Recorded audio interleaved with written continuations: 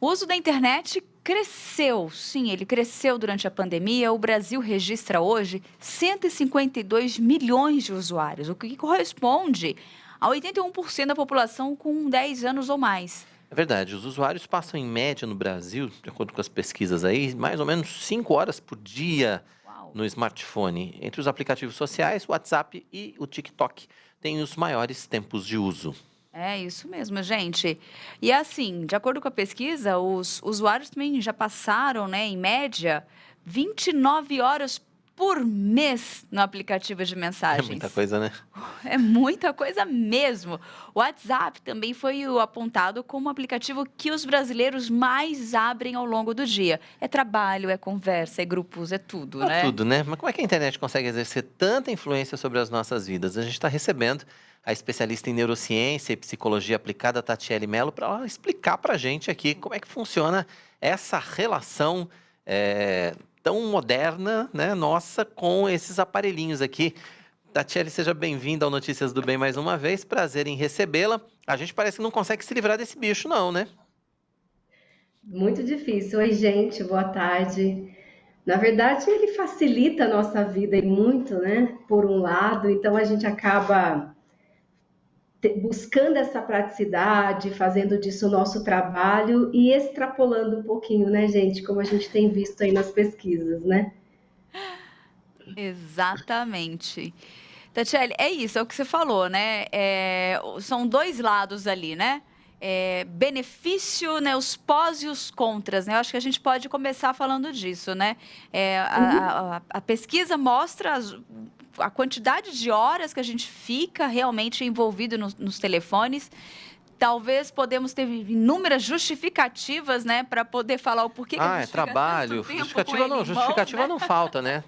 Mas acho que era bom a gente analisar os dois pontos aqui, né? Os benefícios e os malefícios, né? Desse aparelhinho para as nossas vidas, né?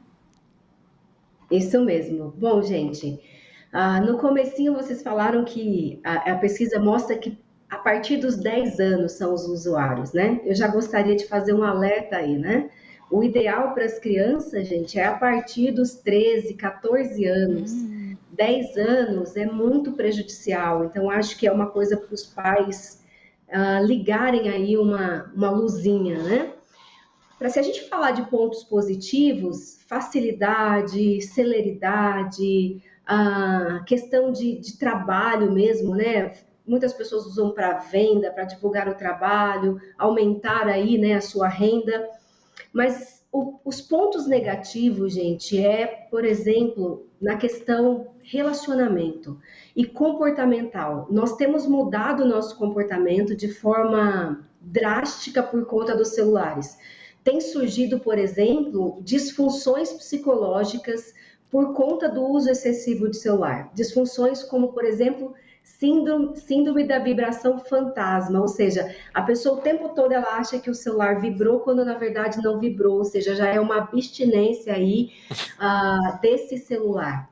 A segunda coisa, que é uma pesquisa feita por Harvard, gente, essa eu achei assim fantástica, que comprova que quando nós estamos falando com uma pessoa tete a tete, a gente tem a tendência de falar de nós mesmos em torno de 30 a 40%. A gente fala de si. E isso libera aí um hormônio chamado dopamina, um neurotransmissor chamado dopamina, que é responsável pelo bem-estar. E nas redes sociais, gente, quando nós estamos ali no smartphone, a gente eleva esse número para hum, 80% falando de si mesmo, uhum. fazendo com que a gente tenha aí uma descarga dessa dopamina. Mas qual é o problema disso, né? Isso nos torna as pessoas mais egoístas, pessoas com dificuldade de ouvir sobre o outro, impacientes, faz com que a gente tenha menos empatia. Esses são alguns dos impactos das redes sociais, do uso excessivo do smartphone, sem contar aí, por exemplo, impactos físicos mesmo, né? Diminuição da massa cinzenta. Outra pesquisa realizada na Universidade da Pensilvânia comprovou, por exemplo, que uma pessoa que coloca ali limitação para usar apenas 30 minutos do dia as redes sociais, houve uma redução considerável nos sintomas de depressão, ansiedade e angústia. Então, acho que dá para a gente vê que precisamos aí de uma educação com relação ao smartphone, né? Na verdade, usá-lo como ferramenta, tudo bem. Usá-lo como diversão, ok, mas tem que ter limite. Acho que a palavra aí é equilíbrio, né? Com certeza. Agora, como é que a gente chega nesse equilíbrio, Tati? Eu acho, ô Quirino, que se a gente puder colocar uma limitação, por exemplo, a maioria dos smartphones, ele tem ali um sensor que você consegue programar o tempo de uso. Então, Uhum. quando der por volta das 7, 8 horas da noite, você ativa para que ele não te mande nenhuma notificação, não chegue nada e você diminua esse tempo, pelo menos à noite, né? Você não vai dormir pensando nos problemas, não vai dormir pensando na vida do outro, naquilo que você viu. Você consegue fazer aí um tempo de desintoxicação. Acho que isso é importante, seria uma ótima coisa, né? A segunda coisa é realmente você ficar com aquilo que é essencial. Talvez não ter todas as redes sociais, mas você escolher uma das que você mais gosta, duas, né? E realmente, para quem trabalha, por exemplo, talvez fazer uso de uma conta comercial e aí deixar uma mensagem automática no momento que não estiver usando. Acho que são dicas que é fácil de implementar e vai trazer grande benefício, como essa pesquisa da Pensilvânia mostrou para a gente aí. Tá certo, Tati. E, enfim, a gente precisa saber usar tudo com sabedoria, obviamente, né? E aí, assim, analisando isso, quando a gente exagera, Tati, vamos supor assim, nós estávamos até aqui conversando e a gente estava até falando assim, olha, eu tenho equilíbrio, eu falei, eu sou meio ondinha, eu falei, eu sou 8,80. Quando eu falo, não quero, às vezes eu tenho mania de chegar e deixar ele dentro da bolsa, ele fica no silencioso o dia inteiro por causa do trabalho, ele fica aqui, eu esqueço de tirar do silencioso. Porque se eu tiro, eu esqueço de pôr. Então eu já deixo. Então, às vezes, se eu deixo ele na bolsa, ele amanhece dentro da bolsa. Então, aí todo mundo... Aí, quando eu abro, eu entro em pânico. Falo, meu senhor, também não pode ser assim. Mas, o que a gente faz também? Qual que é as consequências que a gente pode analisar? Porque quando a gente fala para o outro assim, olha, a gente tem que tomar cuidado, porque isso pode te afetar, quando a gente fala do excesso, né? Quais são aquelas consequenciazinhas que isso pode causar, esse viciozinho, esse excesso que às vezes a gente não consegue medir, que causa no cérebro ali na pessoa? Existe essa consequência? Sim, existe sim, Tainá. Ótima pergunta. Gente, a consequência maior é a ansiedade, né? Nós já temos visto aí um número assustador de pessoas ansiosas. E o contrário do que as pessoas pensam, que a ansiedade é só comer muito, que a ansiedade é só ficar aí preocupada com amanhã, não. Existem várias outras coisas. Por exemplo, quando eu abro o celular, como você disse, e tem um turbilhão de mensagens, provavelmente os meus batimentos cardíacos eles já dão uma Não. acelerada. E isso já é aí um sinal de ansiedade. E aí, qual que é o problema? Isso faz com que eu queira olhar tudo, ver tudo muito rápido, faz com que muitas vezes eu não dê a atenção devida àquilo que precisa, né? E aí gera em mim essa sobrecarga. A segunda coisa, gente, é a depressão. A depressão, ela está muito relacionada à nossa comparação, ao nosso hábito de comparar a nossa vida com o que as pessoas postam. E a angústia. Um dos maiores relatos que eu tenho recebido é quando eu entro nas redes sociais, eu me sinto angustiada. O dia que eu uso as redes sociais, eu me sinto angustiada. E tudo isso está, sim, relacionado com o nosso cérebro. Porque quando nós estamos muito conectados, a tendência é que a gente fique mais isolados.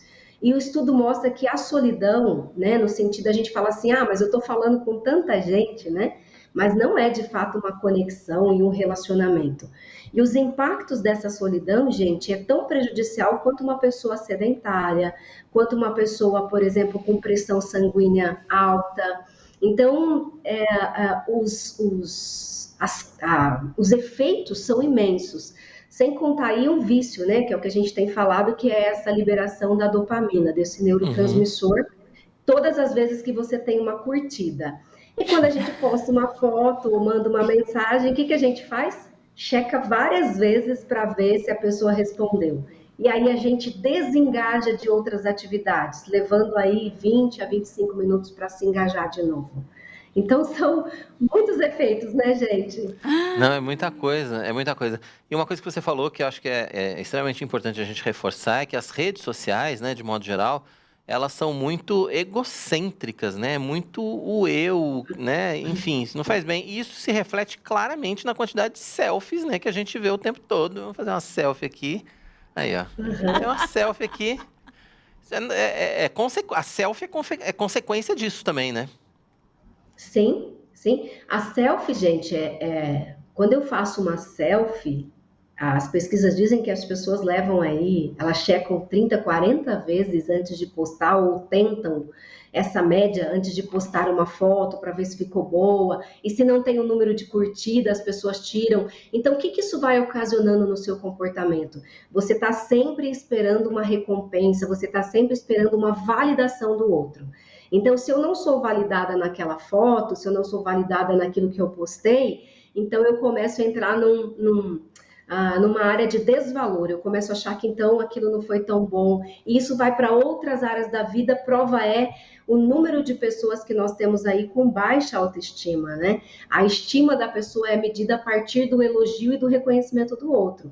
Eu não consigo mais olhar e dizer: uau, gostei disso aqui, isso aqui tá bom para mim. Eu preciso da avaliação do outro. Então isso é muito preocupante, principalmente para os nossos adolescentes, né, gente, que não tem Uhum. ainda tá em formação ainda o seu comportamento, tá em formação ainda a sua parte cerebral. Então é muito complicado eles viverem nessa dependência da aprovação do outro. É Uhum. verdade. Olha só como isso tudo corrompe a nossa forma de ver, de olhar, de fazer uma leitura da situação, né? A gente distorce a realidade, né? Tatiana, eu gostaria muito que você deixasse os seus contatos, porque eu sei que nas suas redes, né? E assim, lá ou quem quiser se aprofundar mais, conhecer mais, ou quem está passando por um momento um pouco complicado referente a essa área ou outra área semelhante, Pode né, ter e ajuda lá. queira entrar em contato com você, conversar um pouco mais, se aprofundar, deixa seus contatos aí para que essa pessoa possa conversar mais com você.